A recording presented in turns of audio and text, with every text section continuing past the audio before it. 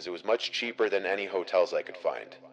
It was about half an hour away from where I'd be interviewing for, which was fine with me. It was off some dead-end, secluded road, and it had a nice view of the desert in the backyard. I brought my laptop with me to get work done at my at-the-time current job during the day, so that kept me busy most of the days I was there. I stayed for 3 days. My interview was on the second day that I was there, which was a Tuesday. I would be leaving Friday, so on Monday, the night before my interview, I was practicing interview questions for this specific company, and just generally getting some last-minute knowledge on their firm. I was doing this on my laptop in the living room of the little house, probably around 9 p.m., when there was a tap at the window. I say tap because it wasn't exactly a knock. It sounded more like it could have been someone's finger. My head, of course, swung to the left to look at the window in reaction. I didn't see anyone, but it was also pitch black outside. I was kind of scared to look out the window, but I had to be a man and just do it. And there was no one as far as the eye could see. Just darkness. Of course, maybe it could have been a bug hitting the window. We've got some pretty nasty bugs here after all. The next day, I got through my interview and thought I did pretty well. So for the rest of my little trip there, I explored different parts of the town in my car, ate at different restaurants, and sat in the backyard and relaxed in the sun. Little did I know, I was likely being watched while I was in the backyard. That night, I was inside watching Breaking Bad on Netflix when it happened again. A single tap at the window. Now it was obvious it wasn't a bug. I was even more disturbed now, but once again rushed to the window. Even though I saw no one, that didn't mean someone wasn't out there. I checked the windows by the front door, then opened the door and looked outside for a second. Since there was no one there, I went back inside and then went to the back door. I stepped outside onto the back porch and looked out to the desert behind the house. Silence and darkness. And then I heard a click. A sound someone made, like clicking their tongue at the roof of their mouth. It was off in the distance, beyond the light from the house. It was out somewhere in that cold desert. I felt as though someone could be hiding behind any number of those bushes, watching me and toying with me. I yelled out, and almost as if they did it in response, there was another click. I pinpointed the direction it came from, and looked that way. I could see someone now, standing not too far away, dressed in dark clothes, blending into the darkness of the desert. I started walking a little closer, then stopped, realizing I didn't want to get any closer to that person. I called out, "You're on private property. I'm going to call the cops if you don't leave." And I saw the person eerily quickly walk away. I theorized it was the Airbnb owner, but obviously that was a stretch and I didn't really know what to actually think. The night following, I was in my bed on my laptop watching Breaking Bad again before going to bed. I think I watched 2 episodes, so I was doing this for about an hour and a half. I didn't hear any noises in the house, though I was definitely giving thought to that encounter from earlier while watching the show. When I finally turned off the light in the room and tried to fall asleep, within 10 seconds, there was a click sound again, muffled from the inside of the closet. I looked at the closet door, which was open just a crack. Then, a pretty natural response, I sprang off the bed, still in my PJs, and ran to the car. I sat in the driveway with the car running, and I called 911. I stared at the house as I spoke to the dispatcher, waiting to see if someone would come out, because all of my stuff was still in there. A police car arrived, and upon entering the house, we did a quick investigation of the house together. It was very small with not many places to hide. Conclusively, I still packed my stuff and left that place that night for a nearby hotel. I contacted both Airbnb and the host, and I was only able to get a partial refund for my stay. I still think it may have been the host of the Airbnb. I mean, who else would have access to the house? There were no signs of forced entry, which leads me to believe whoever it was may have had a key. But maybe I'm wrong. Maybe it was a stranger who snuck in at an opportune time.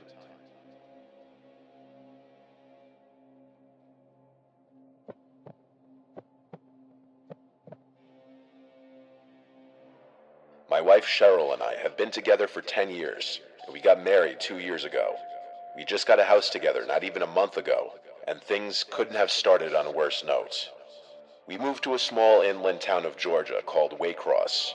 That's all the details I'm giving, though, to avoid any more possible issues. We're on a quiet street with a big property that sits in front of a medium-sized patch of woods, which was one of the factors that really appealed to my wife and I. We plan to adopt a dog and raise kids here, so we wanted a big property for the dog and kids to play around on. We both work similar shifts. I get home around 5 and she gets home around 6 most of the time.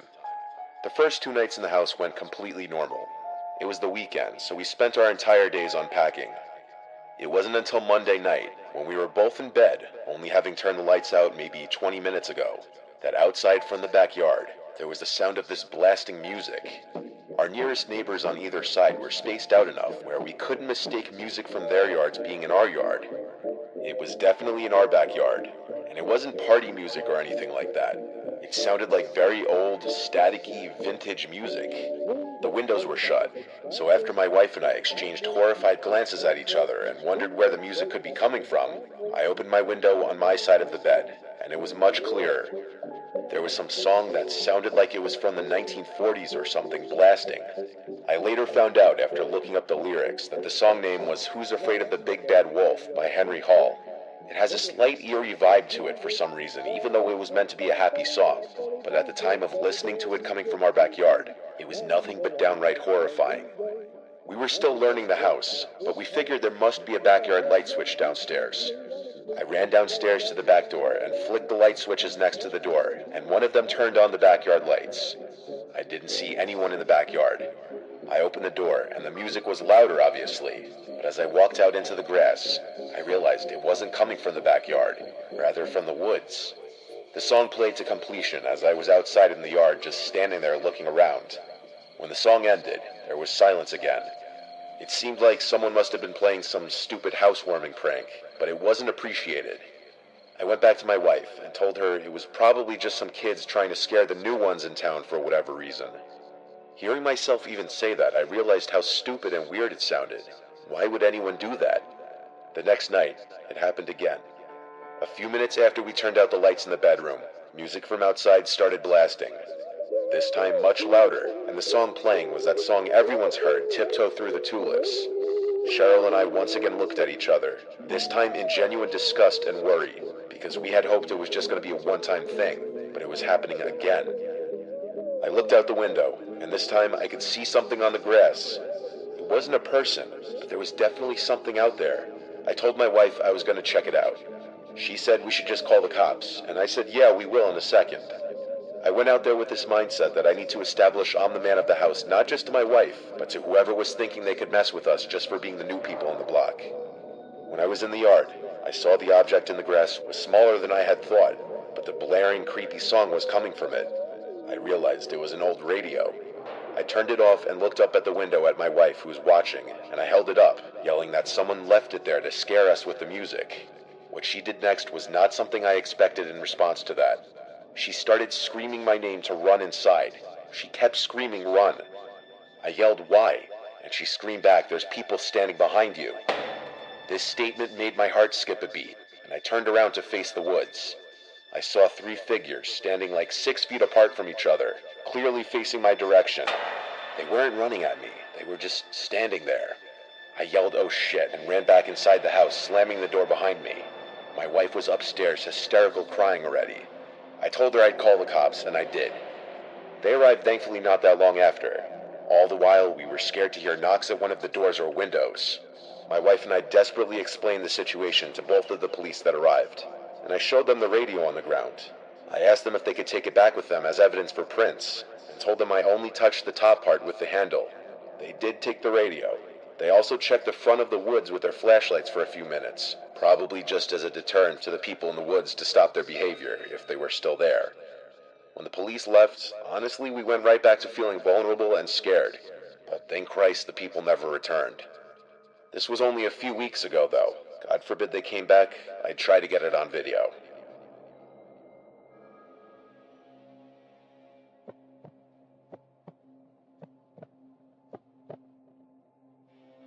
I've worked as a nurse in multiple hospitals and facilities. Before the current hospital I work at, I worked at a geriatric hospital 30 minutes from my house. I had experience working with older patients before, so this was nothing new to me. I had been working at this hospital for only a couple of weeks, and you'll soon understand why. This was on my second to last shift at this hospital, unbeknownst to me at the start of that night. I was working the graveyard shift, and I was running on negative hours of sleep. I was assigned to the Alzheimer's ward. The patients in this ward absolutely adored me. My presence as a young girl in her 20s among the residents of this ward who were otherwise left to themselves to float around in their minds, I'm sure saw me as a breath of fresh air, someone who could tie them to the now or to the everyday. If you're just left to yourself, you can mentally go to other places, but with someone else in your space, you're tied to that moment in time. I was dealing with a number of patients that night, but one was a little more restless than the others. Her name was Lena.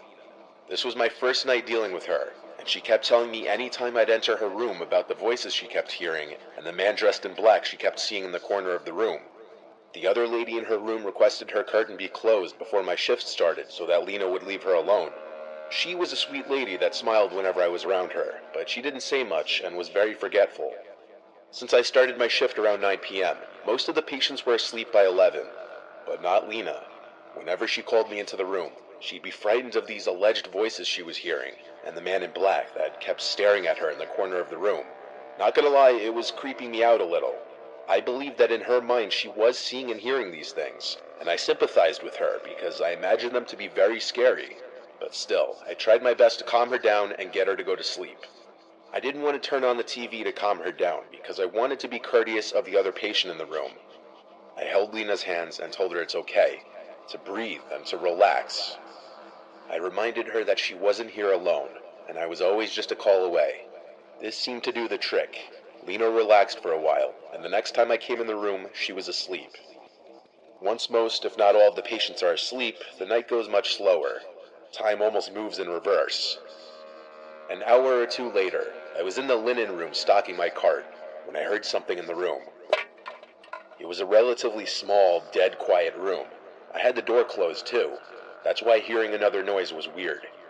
I turned, saw nothing, and resumed stocking my cart. Then I felt what I can only describe to be a hand on my shoulder. I looked at my shoulder, jumped, and screamed, but there was nothing on my shoulder. There was no one in the room. Yet I knew I felt something large basically grab my shoulder. I went out in the hall for a second to peek my head. No other nurses in sight. Dead quiet. I had nothing else to do but resume what I was doing. I continued stocking the cart until it was full. Then I turned to face the door, and I fell to the floor and started screaming as my heart was immediately in my throat. There was a man dressed in black standing outside the door, looking through the glass, smiling. My screams were loud enough to wake the entire ward. The man disappeared out of sight through the glass window of the door. Seconds later, the door opened and one of my fellow nurses came in to help me off the floor as I was hysterical. I asked her if she saw the man dressed in black. Her response was, "What man? There's no one else here." We checked all the rooms in the ward. There wasn't anybody dressed in black in there. My screams woke Lena from whatever light sleep she must have been in, and when I came into her room, she started talking of the voices. This time the screams, which she didn't know were my screams. I asked her what this man in black looked like, if he was smiling, and she looked at me, and I noticed her eyebrows point down, as her expression changed to look the most focused I'd seen her the entire day. She asked, "How did you know?" And even with my heart still racing, I felt it skip a beat as she said this. She started screaming now, screaming, "Get me out of here, he's coming." The other nurses came in and tried to calm her down. I was switched to a different ward that night with someone else, and I eventually ended up going home early because I was just so freaked out. I texted the head nurse the next day that my next shift would be my last, that the experience traumatized me, and that I didn't really want to be in that building anymore. I got as friendly of a response as I could have hoped for. I've never been diagnosed with anything, nor have I ever dealt with hallucinations of any kind. I'm aware of the effects of lack of sleep, but this was next level. I don't know if my mind started playing tricks on me from what Lena was telling me all night, but the feeling of the hand on my shoulder, the image of the smiling man behind the glass door, matching the description a patient kept giving multiple times. This was one of those once-in-a-lifetime, unexplainable supernatural occurrences. At least, I hope it was once in a lifetime.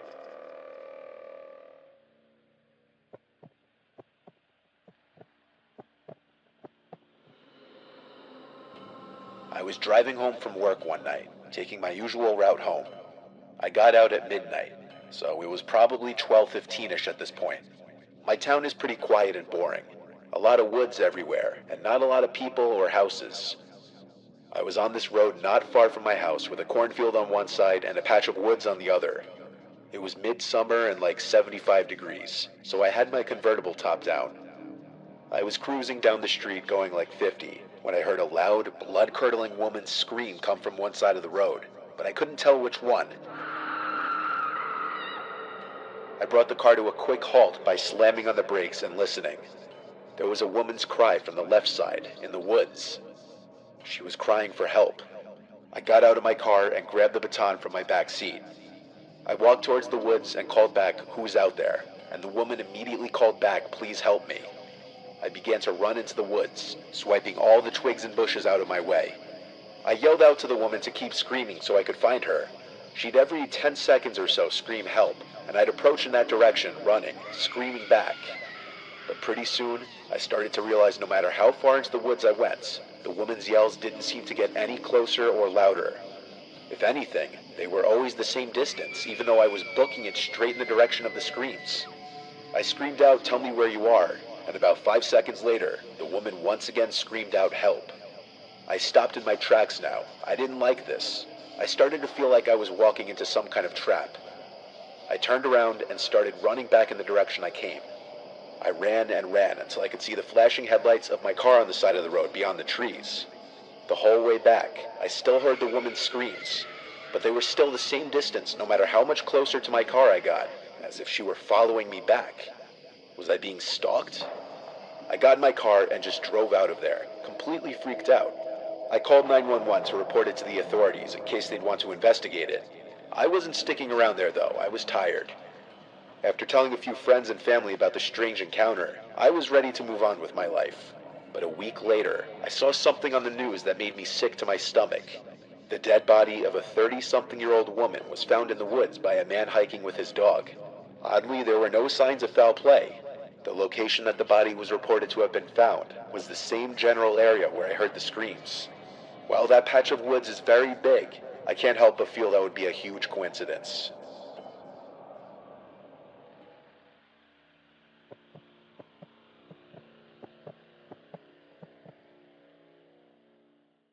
Back before my girlfriend Jenny and I officially started dating, we would still hang out all the time. We both snowboard, and her family has a little cabin-type house in Vermont not far from Stowe Mountain Resort. This was around our maybe 10th time hanging out. She invited me to go up there for a weekend with her to go snowboarding for the first time together. It was like a 5-hour drive. As we neared her little house, we spent about half an hour on this very windy, secluded road on which we'd pass occasional driveways that would lead up into properties blocked off by walls of trees. We were way up there in the mountains. The sight of other cars by this point was something to behold. It really felt like we were alone up there. A lot of the driveways didn't even have tire marks in the snow, meaning even a lot of the houses were void of people. Jenny told me that's because a lot of the houses here were owned by people out of state, just like her situation. I was going like 30 when she yelled at me to slow down, it's coming up. So I hit the brakes, and this little opening in the trees that I otherwise would have missed came up. We drove this narrow trail in four-wheel drive, which led to this small house covered in snow. It looked incredibly cozy. We parked, and first thing we did was turn the heat on in the little house. We unloaded our stuff inside, and since it was already getting dark that night, we just cooked some of the food we packed for dinner and watched a movie. Pursuit of Happiness, actually. So the house had just about everything, heat, electricity, except running water. Her family had jugs and jugs of water for important things like washing hands and plates and stuff. But there was no working toilet, so she told me we had to use the outhouse outside. I only had to go pee that night, so I just went out to the front deck and peed into the snow. It was also snowing out that night.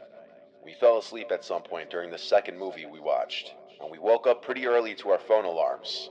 We wanted the freshies on the mountain. We started getting ready to drive up to the ski resort. After breakfast, I had to go out to the outhouse, though. I ran out to the outhouse in my shoes, and my feet started to freeze. On my way to the outhouse, though, I saw footprints in the snow. They were kind of big, but I couldn't tell if they were boot marks or animal prints. I followed the trail, and it actually wrapped around the house and then went into the woods. I called Jenny outside, and she came to look and said it was probably a black bear since they're everywhere up here. So I went, did my business, and we set off to the ski resort, where we had a good 8-hour run. Afterwards, we stopped at a diner to eat, and then went back to the house. By this point, it was pitch black outside and snowing again. We set up a fire and got the heat on full blast and started blasting some music. We started to drink, and eventually I had to break the seal and pee. But also, if I was throwing my boots on anyway, I figured I'd do all my business in the outhouse. I ran out into the snowstorm and to the outhouse once more. This time I slammed the door shut to prevent snow and cold air blowing in my face. I heard the blasting music from inside the house still, but then over that, I heard the crunching sound of footsteps in the snow, passing the outhouse. "Jenny?" I yelled. No answer. The footsteps just walked away. I brought my phone with me, so I just texted her, "Are you outside?" It didn't immediately deliver, though, because my cell reception sucked up there. A few minutes passed, and I was still in the outhouse. I was just about to finish when the blasting music suddenly stopped. It was just pure silence, minus the sound of snowflakes hitting the ground outside. As soon as I stepped out of the outhouse, I realized it was pitch black out here now. The lights from the house were off. I figured maybe the power went out. I used my phone's flashlight and noticed a fresh pair of footsteps in the snow leading to the house. I followed the footsteps to the front door. They seemed to stop, then continue around the house. I banged on the door and yelled Jenny's name. Suddenly the door opened and an arm pulled me inside the house. It was Jenny. She slammed the door shut and locked it. She whispered that there was a man who tried to open the door, which she locked as soon as I went to the outhouse because she was scared being alone. When she saw the person at the door wasn't me, she cut the power and hid in a corner in the living room and watched in horror as a stranger walked past the living room window slowly, looking inside. I came to the door only a couple minutes after this happened. Jenny told me about the secret cellar in the floor that her dad kept a couple rifles and shotgun in. Navigating in the dark, I found the handle to it and lifted it open. Now using my flashlight, I climbed down the little ladder and grabbed one of the guns off the wall. We then waited on the couch in the dark, afraid to turn the lights back on, exposing ourselves to whoever was out there. The closest neighbors were not a short walk. Jenny said it wouldn't have been any of them, and odds are they weren't even in Vermont right now. Once again, the only sound was the sound of snowflakes hitting the ground outside, until the sickening sound of footsteps in the snow outside returned. I took the loaded gun and marched to the front door, opened it, and shot like 3 rounds into the air, screaming. The footstep sounds were gone. I'd imagine they ran off, and the sound of the shots echoing into the air masked the sound of the footsteps running away. We left the next morning under the recommendation of her father, who said it's best to not be there at the moment. They don't really have anything they're worried about being stolen, so we just got the hell out of there the next day. At least we got our full day of snowboarding in. That horrific night was definitely an experience, to say the least.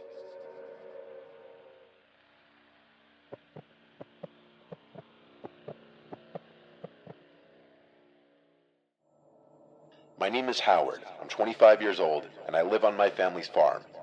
I help take care of it when my parents are out of town. It's just a little family farm, not a commercial farm or anything like that. My parents want me to take it over when they're too old to take care of it anymore, as I'm the oldest of 3 and the only son. But honestly, I don't really want to. I don't see myself staying in the middle of Arkansas my whole life, and especially not after something really weird that happened only last July. My parents were on a romantic trip for a week, and so it was my 2 sisters, Crystal and Morgan, and I taking care of the property while they were gone. There's not much around here. Lots of privacy and such, a little too much in my opinion. Except for this one night. It started later on in the night, as it was approaching time to go to bed.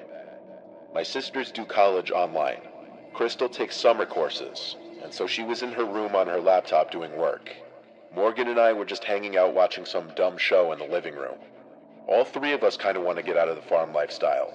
Me especially, since I'm oldest and in the prime of my 20s. One dreaded part of farm life is the predators, though.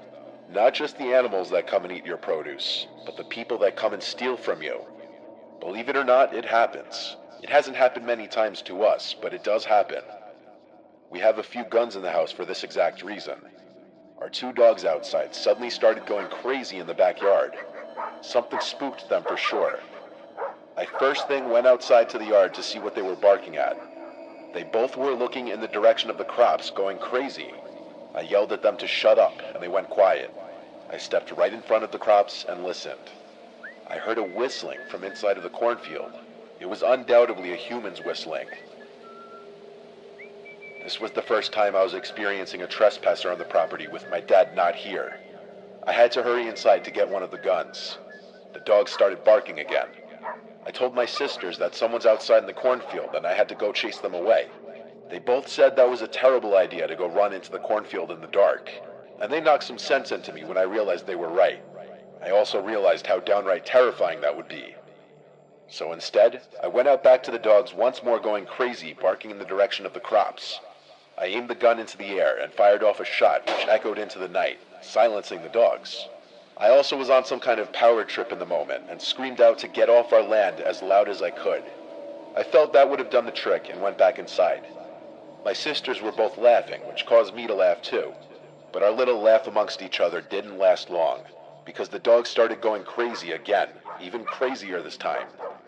I went back outside, ready to do the same thing again, but I felt my heart skip a beat when I saw the guy standing about 20 feet from the dogs, right in front of the cornfield. He looked at me and I screamed, "Hey," at which point he ran into the cornfield.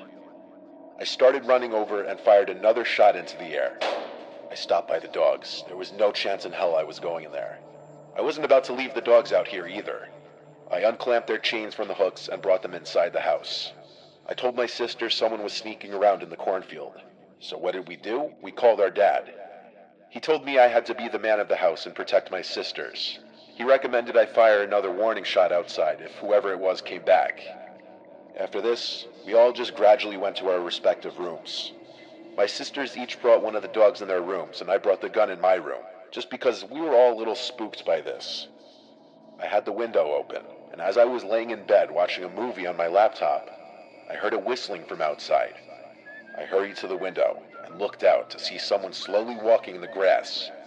Then, like he had some sixth sense, he stopped walking and turned to look at my window, still whistling.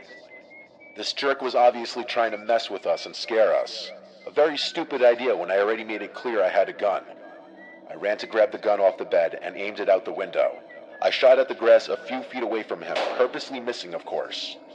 This cut his little horror movie act short, and he ran out of view of my window towards the front of the house. This time he didn't come back. He'd have to be a fool to come back after that. I obviously told my sisters why I shot, and I assured them he would not be coming back. We never found out who it was or why. It could have been some teen or multiple teens just trying to scare some innocent farmers for fun, or it could have been an actually dangerous person.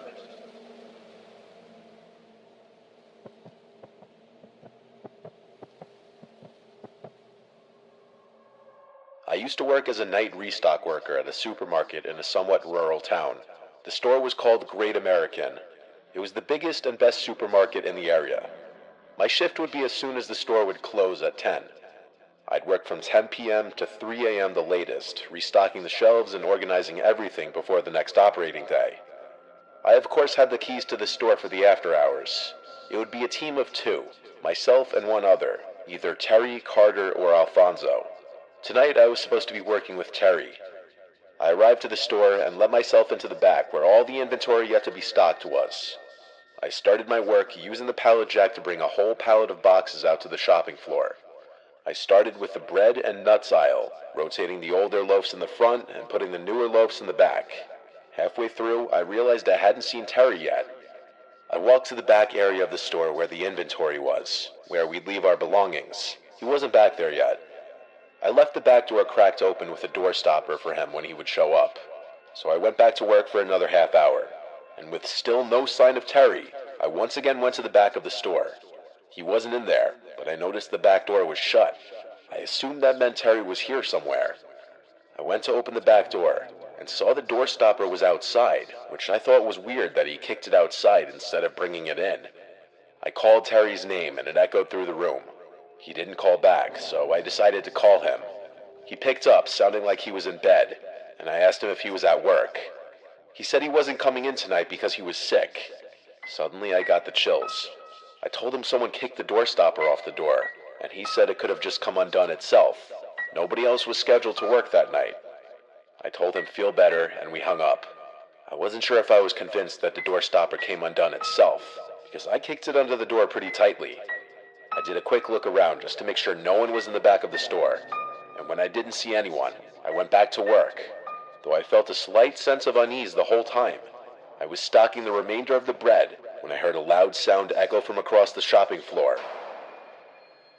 Okay, now someone had to be in here. I got off my knees and went to the middle aisle that intersected all the other aisles.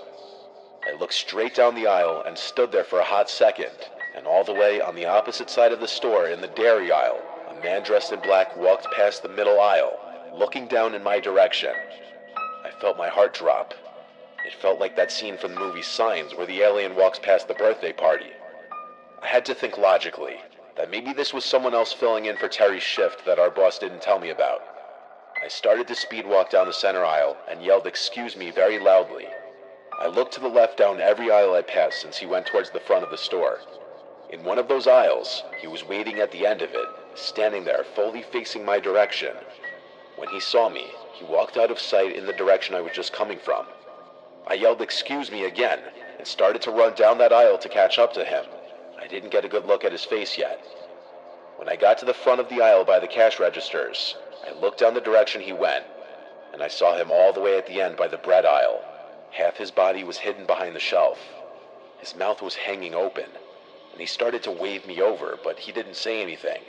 His face was freaking me out. I attempted one more time to speak to him and said, "Who are you?" And he disappeared behind the shelf. I wasn't being paid enough for this. I went outside to sit in my car and call my boss. He picked up and I told him there was some random freak roaming around the store. He told me to get him out of there if I can, or call the police to get him out.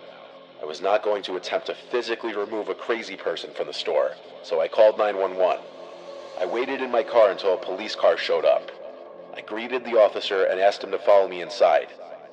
We walked around the place looking for the man, and we saw him at one of the aisles again, creepily standing there again as if playing a game.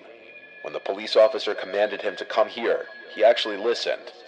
He was put in handcuffs, and he was the strangest man I'd ever seen. He kept smiling and looking at me non-stop, licking his lips. He had huge bags under his eyes. The only words he spoke were when answering the police officer, saying he was looking for a snack. I didn't like the way he was looking at me as the police officer was walking him back outside to his car. It was this menacing, threatening smile that I haven't forgotten to this day. I continued my work after that. Needless to say, I never left any of the doors open again.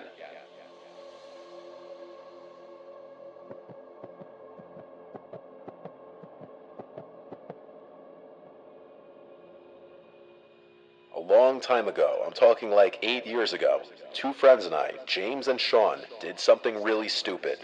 But at the time, doing stupid things was what we did to pass the time. We're not really friends with James anymore, but Sean and I still talk often, and so oftentimes we'll talk with each other about this story. We were 19 years old. We lived in Bumfuck, New Jersey. Lots of vacant houses in our old town. And atop a hilly road not far from our houses was an abandoned church. Locals knew about the church. It was on a closed-off road, and it had been abandoned for many years. I'm not sure if it's still standing or what the current state of it is, as I live in Florida now. But James, Sean, and I, being the troublemaking thrill-seekers we were, came up with this genius plan of bringing a Ouija board to the church late one night. This was October, so I guess we were doing it in honor of spooky season. Sean had the Ouija board in his closet, so he brought it. I drove the three of us, so I first picked up James, then Sean, and we just drove straight towards the church. Since the road up the hill to the church was literally blocked off, we had to park on the side of the road and walk from there. We followed the road up the hill to the church, using one flashlight at first, so as not to overdo it and draw any possible attention. But once we were atop the hill, we pretty much all three of us turned on our flashlights. The church was surrounded by woods in basically all directions, and had a gravel parking lot alongside it. The church had been broken into 1,000,000 times before, and was littered with graffiti, so the big front door was already ajar. Two of us had to work together to pull it open because it scraped on the floor though. Once inside, we naturally just looked around the place with our flashlights to make sure no one else was in there. It was definitely creepy being in that place at night. Sean set up the Ouija board. Then he pulled out these 3 candles from his backpack as well, and he laughed and said it would add to the experience. He placed the 3 candles in a triangle formation around the board, and as they were all lit, we turned off our flashlights. Now the only light in the whole place was from the candles, creating a much more eerie and uncomfortable vibe. We really couldn't see more than maybe 6 feet in all directions, so we began playing with the Ouija board. Sean was doing most of the talking. At this point, I can't remember exactly what he said, but he definitely opened with "Is anybody there?" and the typical cliche Ouija board questions. The planchette started to move, and we started to laugh. I knew it was one of them doing it. I feel like it's not possible to play with a Ouija board with your friends without someone jokingly moving around the planchette. We went along with it though, and whoever was moving it spelled out a few words. As this was going on though, we heard a weird crack-type sound come from the altar of the church. Best way I could describe it is it sounded like a big piece of wood cracking in half. It was loud, and it sounded like it was done by someone. We all jumped in reaction and hurried to shine our phone's flashlights in the direction of the altar. There was no one there as far as we could see. I think both of them were just as freaked out as I was after that. But the place was old and falling apart, so some weird noises here and there didn't seem that crazy, and so we kept going. We all took turns asking the board questions, but the planchette was no longer moving. I think because that crack sound freaked all three of us out, and now we were taking it more seriously. This went on for some time, until another sound from the altar area broke the silence again. But before we even had time to shine our lights over there again, something landed on the Ouija board, causing all of us to jump and scream. It was a rock about the size of a golf ball. All three of us just had our hands on the planchette 2 seconds ago, and there was no way any of us could have done that. We all three got up and ran back out of the church, screaming, leaving the Ouija board and candles behind. We ran all the way down the hill and back to my car, and fearing we were being chased, we didn't stick around. I drove us all back to James's house, where we just sat in the car for a good half hour talking, wondering what exactly just happened. Sean is very religious and superstitious as well. He was confident we had reached a spirit of some kind. I don't really believe in any of that stuff. I believe there was someone else in the church with us, which I find to be equally terrifying. Sean went back to the church the next day with James to get his Ouija board back. And to make things even stranger, the Ouija board was missing, but the candles were still in place. When they saw it was missing from the entrance, they decided to just leave right away. This remains to be the single scariest experience of my life.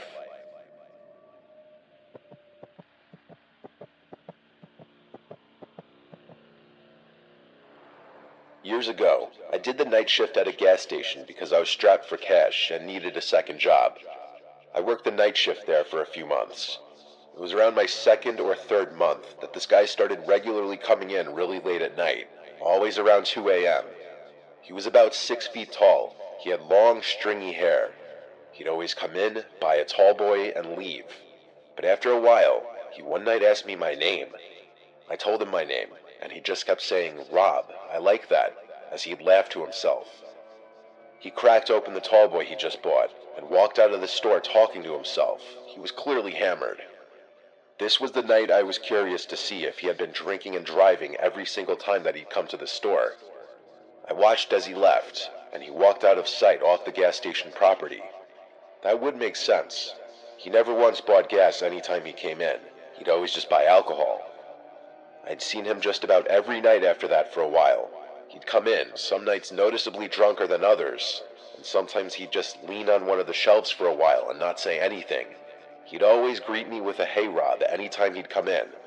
One night he was just leaning on a shelf, drinking the tall boy he just bought, not saying anything, just staring at a wall. I asked him for his name finally. He looked at me, took about 5 seconds, and said, "Bob." Now I always felt like Bob is a go-to fake name when you're lying about your name. I wondered if the first thing that came to mind for him was Bob because it rhymes with my name, but I went with it. I said, "So Bob, where do you work?" He laughed so loud it actually startled me. He said he doesn't work. He said the government completely fucked him out of his job. I got the vibe he was wasted again. He looked at me with an angry-looking face, but interestingly said, "I like you, Rob. You seem like you know what you're doing." I didn't know what that meant, but he walked out of the store right after that. I didn't see him again for a while. I'd say over a week passed, which for a regular like him was a while. Bob always gave me this off, mildly creepy vibe. I figured he was usually drunk, but something was obviously wrong in his personal life. Well, one very stormy night, with less customers than usual, likely because of the storm, I heard the ding of the front door as someone entered, and I swear before looking I imagined it to be Bob, and when I looked, I was shocked to see it was actually him. But it was a much scarier version of Bob. He was completely soaked. He wasn't wearing a rain jacket or using an umbrella. He was just in a dark shirt and jeans. His long hair was drenched, and he was just standing by the door, looking straight ahead at the wall. He looked like he was angry, and yet his mind was elsewhere, like his thoughts were running. The way he was standing there blankly, staring at nothing, completely soaked, it was freaking me out. I said, "Bob, are you okay?" He didn't turn his head or move. He stood still and said, "I did something really bad." I asked, "What did you do?" He then looked at me, said, "I need somewhere to hide," then walked past me at the register towards the little restroom hallway. He disappeared behind the wall, and I heard one of the doors open and close. I was genuinely getting uncomfortable with Bob now. I didn't enjoy his presence whenever he was in the store, and tonight something was extra off about him. He seemed like a zombie, and that "I did something really bad" comment was incredibly creepy. Some time passed, and Bob never came out from the bathroom. I assumed he was wasted again, probably passed out or puking. Either way, I didn't want to intervene. And then, the next thing I remember, the lights to the place cut out, and the store was completely dark. I was standing in a pitch-dark gas station during a major storm with an unhinged drunk man. I used the flashlight from behind the counter to make my way towards the back of the store by the inventory storage and the panel board. The door to the back was in the same little hallway as the restrooms. As I walked by the two restroom doors, both of them were ajar, and Bob wasn't in either of them. I went through the door to the back. I was planning on going straight to the panel board, but I stopped when I heard a slight dripping in the room somewhere, and the squeaking of wet shoes. My heart sank into my stomach. I said, "Bob," in a very weak and scared voice. I heard squeaks right to my left. When I pointed my flashlight in that corner, there was Bob, with his eyes open wide, and he lunged at me and started screaming, "I'm gonna fucking kill you." I pushed him off of me as he was clawing at my back. I ran back through the door to the front of the store. He didn't follow me. I grabbed my rain jacket and ran straight to my car. I sat in my car as I dialed 911 and spoke to an operator. I stayed on the line with her, and it didn't take long for a couple police officers to arrive and go inside with me.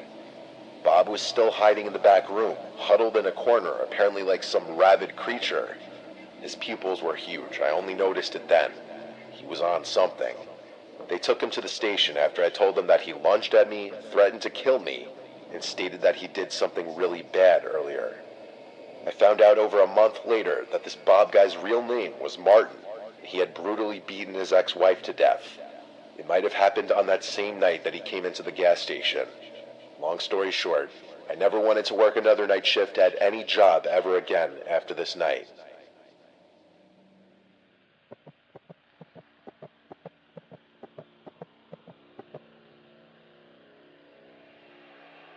When I was 19 years old, I was still working at a nearby pizza place to help pay for food and gas and stuff. The job was always pretty easy, just taking the order, boxing up the food when it's done, putting it in a bag, and driving it to the given address. I'd done it a million times before, and nothing weird ever happened. It was very repetitive. Tips would usually be around $3 to $5 depending on the distance. Sometimes more generous people would give 10 or more though. I remember this order was just a chicken parm hero and a regular slice. Smaller orders like this usually yielded lesser tips, but I didn't have a choice in which deliveries I did. I was on my way to the address, and of course, the house was apparently on a dead-end block. This block had a more rural feel to it than the rest of the neighborhood. One of the houses had an RV sitting on the grass with a small patch of woods next to it. The other houses looked like little farmhouses.